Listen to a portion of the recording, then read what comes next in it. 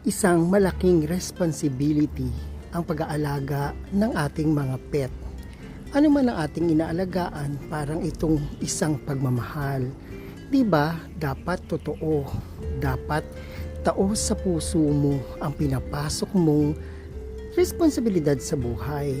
Katulad ng pag-aalaga natin sa ating mga pet baby. 'Di ba? Kasi nangangailangan din sila ng kalinga, aruga at pagmamahal na nagmumula sa atin.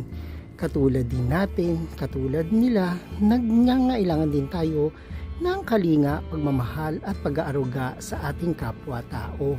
Walang pinagkaiba yan. Dapat sa buhay natin, ang mga pinapasok natin sa buhay ay taos sa ating puso at sa ating isipan para maalagaan natin sila ng maayos na katulad ng pag-aalaga natin sa ating sarili at sa